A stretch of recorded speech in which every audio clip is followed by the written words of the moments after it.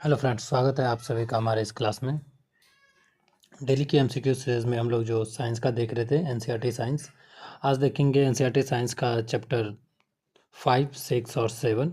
ये 3 चैप्टर का क्वेश्चन लगभग 50 से 60 क्वेश्चन है। फ्रेंड्स, आपको बता दें ये सभी क्वेश्चंस आपको आने वाले एग्जाम में जो बिहार कांस्टेबल का 19,000 जो पोस्ट है, इसमें आपको बहुत मदद करेगी। साइंस से रिलेटेड क्वेश्चन में आपको देखने को मिलेगा, इसलिए आप जल्द से जल्द सारी क्लास कर लें। और जितने भी एमसीक्यूज़ यहाँ पे अपलोड किया गया आपको, इसके साथ साथ बिहार स्पेशल का क्लास भी आपको अपलोड किया गया, क्योंकि बिहार का एग्ज़ाम है तो यहाँ से बहुत क्वेश्चन पूछे जाएंगे।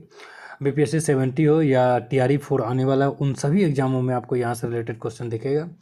हालांकि अभी वर्तमान में जो होने वाला एग्ज़ाम है वो है 16 तारीख से जो स्टार्ट होगा, बिहार पुलिस। इसमें आपको ये बहुत ज़्यादा मदद करेगी। चलिए, आज का पहला चैप्टर जो हम लोग स्टार्ट करेंगे, उस चैप्टर का नाम है कोयला और पेट्रोलियम। कोयला और पेट्रोलियम, ये दोनों किस प्रकार का ईंधन है? कोयला और पेट्रोलियम एक प्रकार का जीवाश्म ईंधन है। कैसा ईंधन है? जीवाश्म ईंधन है। वहीं प्राकृतिक गैस भी क्या कौन सा ईंधन होता है? जीवाश्म ईंधन होता है।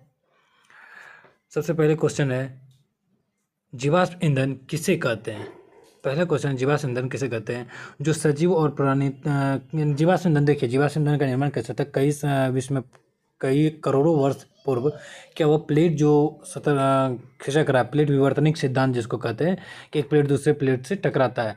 जब टकराता है तो जिसका घनत्व तो बहुत ज़्यादा होता है, वो प्लेट क्या होता है? अंदर चला जाता है। अगर मान चलिए ये 2 प्लेट है और इस प्लेट का घनत्व ज़्यादा है तो ये प्लेट अंदर चला जाएगा और ये प्लेट ऊपर उठने लगेगा।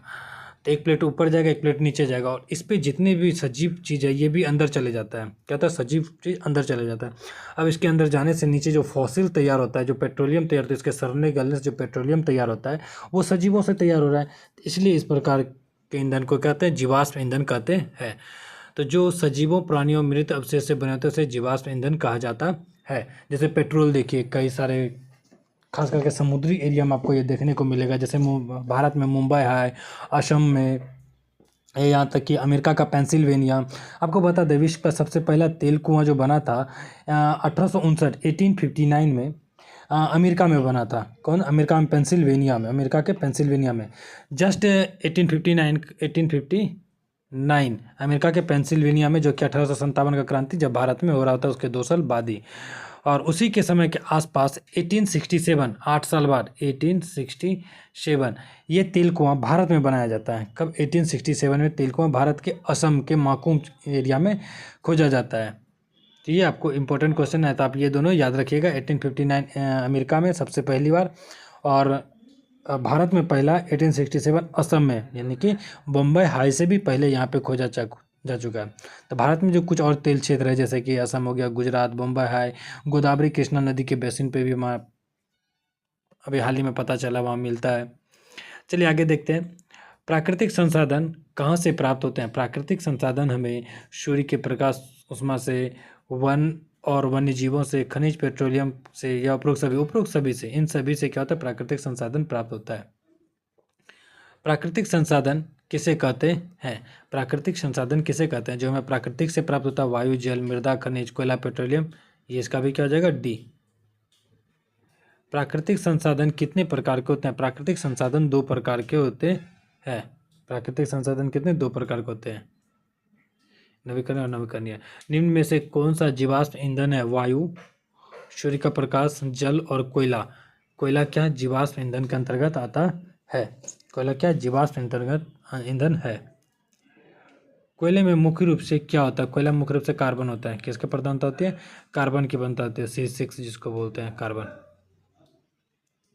सबसे हल्के कोयले का उपयोग किसके लिए किया जाता है? जो सबसे हल्का कोयला होता है, इसका अभी तो कई सारे रेलवे लाइन को इलेक्ट्रिक कर दिया गया, तो हल्का कोयला का प्रयोग किया था रेल इंजन में भाप बनाने के लिए करता था। आप गदर फिल्म देखे होंगे, उसमें देखते हैं कि कोयला डालता है सरदार जी और उसके बेटे, तो वो उसी में यूज होता है। किसमें? रेल इंजन के भाप बनाने के लिए प्रयोग होता है हल्के प्रकार का कोयला में। किस कारण से वन मृदा के नीचे दब गए? वन जो है मृदा के नीचे किस पर, कई सारे पेड़ पौधे, वन, पशु पक्षी, जीव जंतु, कई सारे मृदा के नीचे दबा। बाढ़ के कारण दबा होगा, प्राकृतिक प्रक्रमों के कारण दबा होगा, ए बी दोनों हो जाएगा। क्या हो जाएगा? ए बी दोनों। प्राकृतिक प्रक्रम यानी कि भूकंप इसके कारण से दबा। ज्वालामुखी विस्फोट। किस कारण पृथ्वी के अंदर मृत पेड़ पौधे कोयले में परिवर्तित हो गए? क्योंकि किस कारण हो गया? दाब ऊंच हुआ। ज़्यादा दाब और ज़्यादा तापमान। पृथ्वी के अंदर क्या होता है? तापमान का मतलब धीरे धीरे अंदर जाने पे तापमान बढ़ने लगता है। तो उच्च दाब और उच्च तापमान के कारण क्या हो गया? ये बढ़ गया। अब तापमान क्यों बढ़ता है? तापमान बहुत कारण से बढ़ता है। रेडियो सक्रियता का अंदर में रेडियो एक्टिव तत्व पाया जाता है। अब पृथ्वी को कितने कोर में बांटा गया आपको पता होना चाहिए। Crust, mantle, core. Sial, sima, nife. क्या होता है? SIA सियाल, फिर बोलते हैं सीमा, फिर बोलते हैं निपे। सिलिकॉन, एल्युमिनियम पहला क्रस्ट में। मेंटल, मेंटल क्या था? सीमा, SIMA, सिलिकॉन और मैग्नीशियम। और निफे, निकिल और लोहा सबसे नीचे क्रस्ट कोर में लोहा। खाना बनाने के लिए कौन से ईंधन का प्रयोग करते हैं? खाना बनाने के लिए अभी वर्तमान में तो देखिए तो कोयला का बोल रहा है, मिट्टी तेल का भी प्रयोग करते हैं। खाना बनाने के लिए मिट्टी तेल का भी प्रयोग किया जाता है और कोयले का भी। तो इसका आंसर हम लोग मारेंगे कोयला। कितने वर्ष पहले पृथ्वी के नीचे जलीय क्षेत्र में घने वन दब जाने से कोयला का निर्माण हुआ? लगभग 300 मिलियन वर्ष पूर्व। कितना? 300 मिलियन वर्ष पूर्व। C number. किस में गर्म करने पर कोयला जलता है? किस में गर्म करने पर जो है? वायु में गर्म करने पर। कोयला को किस में गर्म करना पड़ेगा? वायु में। वायु की स्थिति में ही कोई आग जलता है। अब अगर आग मोमबत्ती जलाते हैं, मोमबत्ती को ढक दीजिए, धीरे धीरे क्या वो बंद हो जाता है। कोल तार कितने पदार्थों का मिश्रण? जो कोल तार होता है वो लगभग 200 पदार्थों का मिश्रण होता है। कितने? 200 पदार्थों का मिश्रण होता है। ए नंबर। निम्न में से कोक का उपयोग कहाँ किया जाता है? निम्न कोक का उपयोग कहाँ पे किया जाता है? इस्पात और उद्योग निर्माण। बिल्कुल सही। कोक यानी कोयला के बारे में बात कर रहे हैं। इस्पात और विद्युत धातुओं के निष्कर्षण में इन दोनों क्षेत्रों में ए और बी दोनों हो जाएगा। सी नंबर इसका आंसर हो जाएगा। क्या हो जाएगा? C number answer. A B दोनों।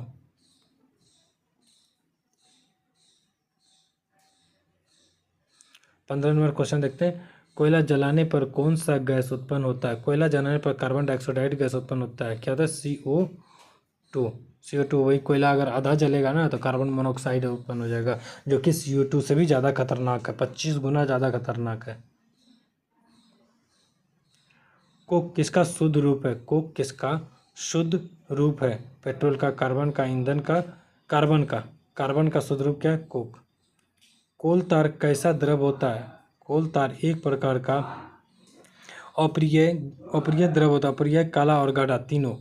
अप्रिय, काला और गाढ़ा तीनों। डी हो जाएगा इसका आंसर। बहुत गंध करता है और अच्छा तो होता है नहीं है, काला दिखता है। पेट्रोलियम का निर्माण किससे होता है? पेट्रोलियम का निर्माण समुद्री जीवों से, मृत जीवों से।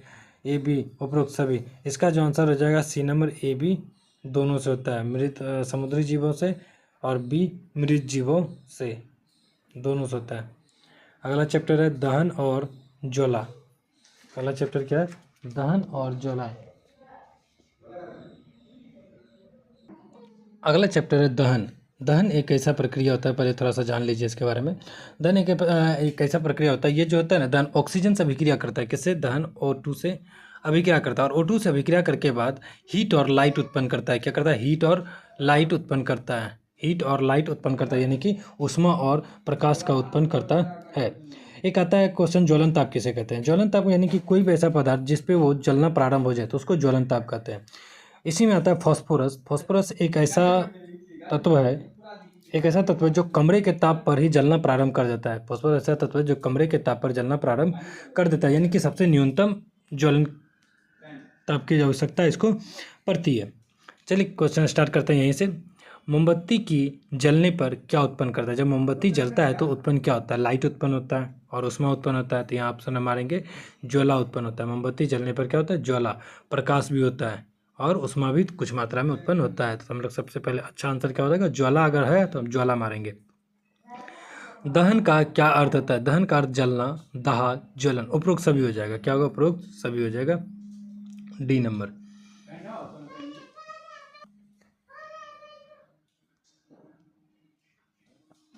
जलना कैसा प्रक्रम है? जो जलना है वो कैसा प्रक्रम है? जलना एक प्रकार का रासायनिक प्रक्रम है। वही अगर जैसे मोमबत्ती जलता है, मोमबत्ती अगर जल रहा है तो रासायनिक परिवर्तन है, और मोमबत्ती पिघल रहा है तो वो भौतिक परिवर्तन होता है। क्या होता है? मोमबत्ती पिघलना फिजिकल हो जाता है और जलना केमिकल हो जाता है। CHEMICL केमिकल हो जाता है। चलिए आगे बढ़ते हैं। बंद कमरे में क्या कहता है, बंद कमरे में सो रहे व्यक्ति की मृत्यु कैसे हो जाती है। कोई व्यक्ति अगर बंद कमरा में है ना, तो अगर उस कमरा में कोई आग जलाया, और आग जलाने से क्या होता है कि कार्बन डाइऑक्साइड और कार्बन मोनोऑक्साइड की मात्रा बढ़ जाती है। अगर CO की मात्रा बढ़ गया, कार्बन मोनोऑक्साइड CO कहता है, जब कोई चीज़ सही से नहीं जलता है तो CO की मात्रा बढ़ जाए, कार्बन मोनोऑक्साइड। तो कार्बन मोनोऑक्साइड की मात्रा बढ़ने से इंसान की मृत्यु हो जाएगी, क्योंकि ब्लड जो होता है, हमारे ब्लड जो होता है ऑक्सीजन के प्रति जितना अभिक्रियाशील होता है, उससे ज़्यादा अभिक्रियाशील वो जल्दी फास्ट करेगा कार्बन डाइऑक्साइड के साथ, और उससे 200 गुना ज़्यादा अभिक्रियाशील तेज होता है मोनोऑक्साइड से। और अगर वो कार्बन मोनोऑक्साइड से अभिक्रिया कर लेगा तो इंसान की मृत्यु हो जाती है। तो इसका क्या हो जाएगा आंसर, कार्बन मोनोऑक्साइड से अभिक्रिया करने से क्या होता है, इंसान की मृत्यु हो जाती है। इसलिए कहता है कि किसी भी बंद कमरा में कोई भी लकड़ी नहीं जला के हमें सोना चाहिए, उसे बंद करके सोना चाहिए। जिस पदार्थ का दहन होता है, उसे क्या कहते हैं, जिस पदार्थ का दहन होता है उसे हम लोग दाह्य पदार्थ कहते हैं। कहते हैं ए बोलेंगे, इसका आंसर ए हो जाएगा।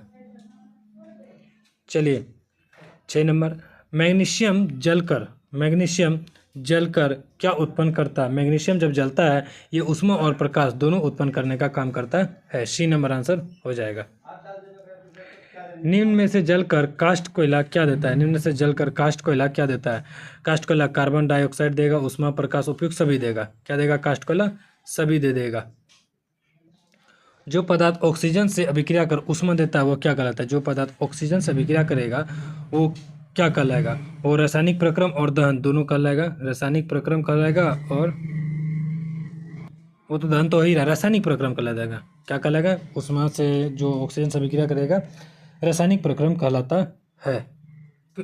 एक क्वेश्चन है, माचिस की तीली में क्या लगा रहता है, बताइएगा। माचिस की तीली पे क्या लगा रहता है, आपको बता दें उसमें एंटीमनी ट्राइसल्फाइड और पोटेशियम क्लोराइड लगा होता है। Potassium chloride KClO3 potassium chloride लगा होता है। KClO3 आप लिख सकते हैं, KClO3 पोटेशियम क्लोराइड लगा रहता है। वहीं बताते हैं एंटीमनी ट्राइसल्फाइड जो लगा रहता है माचिस को रगड़ने की सतह यानी जिस पे रगड़ते हैं उस पर क्या होता है, उस पर कांच और थोड़ा सा लाल फास्फोरस का उपयोग किया जाता है। क्या कहते हैं, लाल फास्फोरस का उपयोग किया जाता। और पहले इसके जगह किसका प्रयोग करते थे, लाल फास्फोरस की जगह सफ़ेद फास्फोरस का प्रयोग करते थे, जो कि काफ़ी खतरनाक होता था। अब इसकी जगह पे क्या हो गया, लाल फास्फोरस का उपयोग किया जाता है। आगे बढ़ते हैं, माचिस का विकास कब हुआ। माचिस का विकास लगभग 200 वर्ष पूर्व, आज से 200 वर्ष पूर्व जाइए तब हुआ था। सूर्य नाभिकीय अभिक्रिया द्वारा क्या उत्पन्न करता है। सूर्य जो होता है नाभिकीय अभिक्रिया द्वारा ऊष्मा और प्रकाश उत्पन्न करता है। ये दोनों आंसर क्या हो जाएगा, बिल्कुल सही हो जाएगा, ए और बी। इसलिए सी नंबर आंसर होगा इसका, सी नंबर। माचिस की तीली के सिरे पर क्या लगा होता है। माचिस की तीली के पोटेशियम क्लोराइड श्वेत फास्फोरस का मिश्रण, पहले श्वेत होता था, अभी क्या हो गया, लाल हो गया। अभी इसको नोट करिएगा। कुछ गोंद और स्टार्च, ये सही है सी। उपयुक्त सभी हो जाएगा, बस श्वेत की जगह क्या कर लेना है, लाल, क्योंकि श्वेत को गवर्नमेंट ने श्वेत फास्फोरस को चेंज करके लाल फास्फोरस को यूज करने की सलाह दी है। दाह पदार्थ कब तक आग नहीं पकड़ता।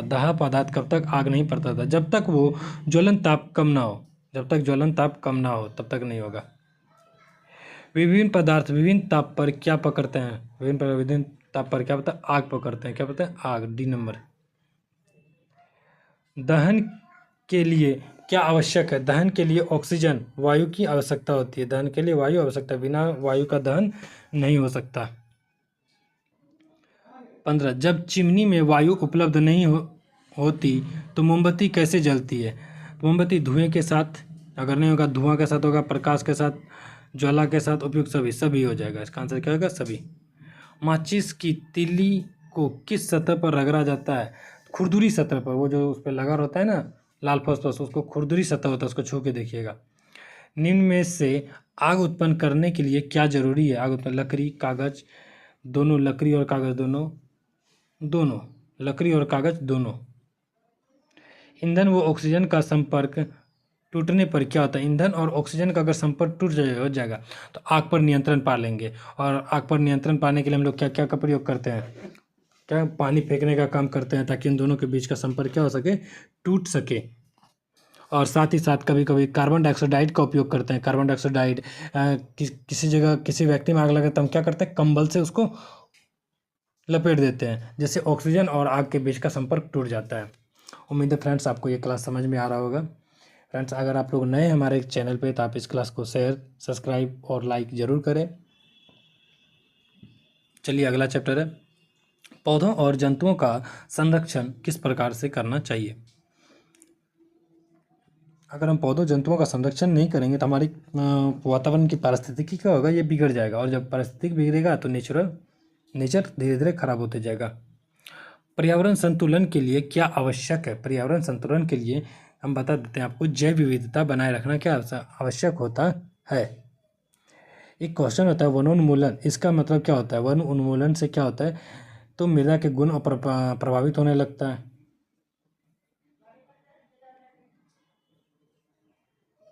अगला चलो, वनों के विनाश क्या कहता है, वनों के विनाश से पृथ्वी पर ताप और प्रदूषण के स्तर में वृद्धि होती है। क्या होती है, वृद्धि होती है। सही बात है, अगर वन ज़्यादा से ज़्यादा काटेंगे पृथ्वी के ताप में क्या होता है, वृद्धि होने लगता है। इससे वायुमंडल किसके स्तर बढ़ता है, इससे वायुमंडल कार्बन डाइऑक्साइड का स्तर क्या होता है, धीरे धीरे बढ़ने लगता है। कार्बन मोनोऑक्साइड नहीं, कार्बन डाइऑक्साइड कहा जाता है। लगभग पृथ्वी पे जितने पेड़ पौधा है लगभग 10% विकिरण ये करता है। 10% विकिरण करके वापस लौटाने का काम करता है। जैव मंडल पृथ्वी का वह भाग है जिसमें क्या पाया जाता है। पृथ्वी का वह मंडल जिसमें सजीव निर्जीव दोनों चीज़ पाया जाता है। जैव मंडल यानी कि जीवित हम जानेंगे, इसलिए सजीव पाया जाता है। आज के समय में आप देख रहे हैं कि लगातार टेम्परेचर क्या हो रहा है, बढ़ते जा रहा है। अभी तक विश्व का 100 वर्षों से ज़्यादा समय से अगर सबसे ज़्यादा तापमान नापा गया तो 2024 का तापमान क्या था, सबसे ज़्यादा तापमान था। जितना पेड़ पौधा हम लोग काटेंगे धीरे धीरे उतना तापमान बढ़ते जाएगा, और साथ ही साथ ग्लेशियर पिघलेगा। जब ग्लेशियर पिघलेगा तो इसका पानी कहाँ जाता है, समुद्र में जाता है, और इससे क्या होता है, समुद्र का जल स्तर धीरे धीरे बढ़ते जाएगा। और जो सिंधु सभ्यता में हुआ था, धीरे धीरे बाढ़ के कारण वो सभ्यता खत्म हुआ था, और आज न कल पृथ्वी भी हमारी बाढ़ की सभ्यता के कारण खत्म हो जाएगा, क्योंकि हम लोग बहुत बड़े बड़े कांड कर रहे हैं। अभी देख लीजिए, चीन ने ही सबसे बड़ा विश्व का बांध बनाने का ब्रह्मपुत्र नदी पर ऐलान किया। आपको पता है उस बांध बना लेने से क्या परिवर्तन आ जाएगा। इंसान का कितना पावर बढ़ गया कि इंसान धरती का गति को रोक दिया। 0.2 मिली सेकेंड जो होता है ना, पृथ्वी की स्पीड स्लो हो जाएगा 0.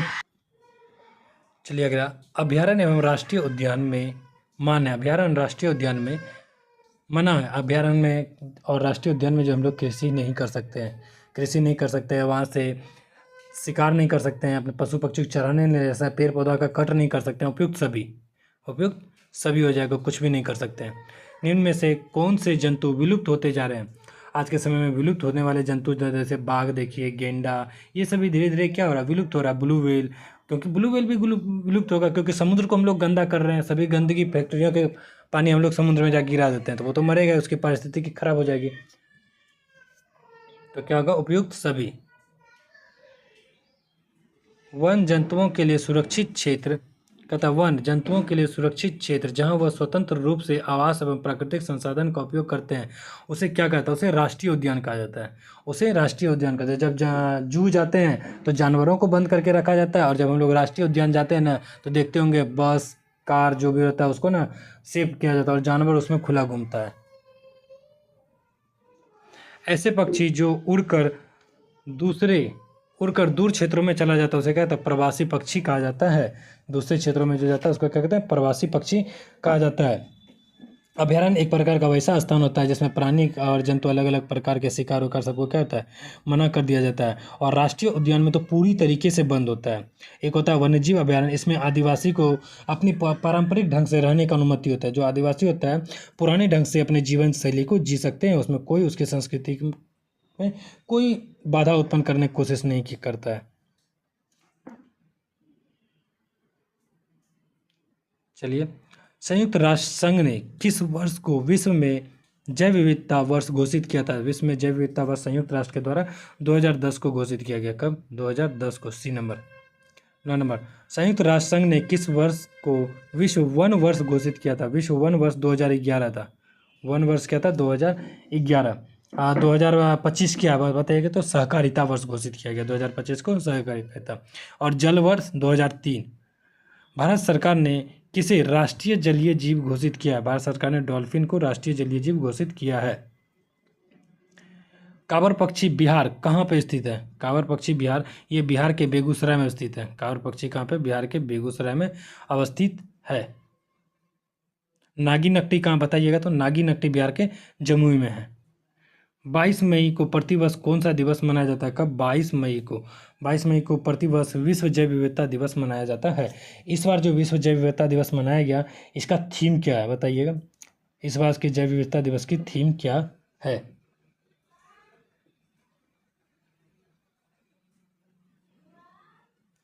जिम कॉर्बेट पार्क किस जगह पे स्थित है? भारत का प्रथम नेशनल पार्क था। ये क्या था? भारत का पहला नेशनल पार्क था। ये 1956 में लगभग बना था ना, ध्यान में नहीं है। जिम कॉर्बेट पार्क ये उत्तराखंड में स्थित है। पहले इसका हेली नेशनल पार्क का नाम रखा गया था, फिर इसका नाम बदल गया, जिम नेशनल पार्क रखा गया, जिम कॉर्बेट रखा गया। संकटापन्न प्रजातियों की सूची अभिलेख किस पुस्तक में की जाती है? इस पुस्तक का नाम क्या रखा गया? रेड डाटा बुक रखा गया। रेड डाटा बुक ये एक प्रकार का ऐसा पुस्तक है जो भी इसमें स्थानीय प्रजाति विलुप्त होते जा रहा है उसका रिकॉर्ड रखा जाता है, जो वर्तमान में उसका रिकॉर्ड रखा जाता है। ये पूरे जैव मंडल का आरक्षित क्षेत्र जो बायोस्फीयर रिजर्व है उसका भी रिकॉर्ड रखता है। साथ साथ में संकटाग्रस्त प्रजाति का पूरा रिकॉर्ड रखने का काम करता है। तो क्या हो जाएगा? रेड डाटा बुक हो जाएगा। आज का लास्ट क्वेश्चन। उम्मीद है फ्रेंड्स आप लोग को ये क्लास समझ में आया होगा। देश का एक प्रमुख जंगली पशु कौन सा है? देश का प्रमुख जंगली पशु एक बाघ को माना गया है। देश का प्रमुख जंगली पशु माना गया है। उम्मीद है कि ये सभी क्लास ये वो क्वेश्चंस आपको काफ़ी मददगार साबित होगी। मैं ये नहीं बोलता हूँ कि सारे क्वेश्चन आएंगे, लेकिन हाँ यहाँ से मिलते जुलते क्वेश्चन आपको जरूर देखने को मिलेगा। धन्यवाद, मिलते हैं अगले क्लास में। तब तक आप स्वस्थ रहिए, सुरक्षित रहिए।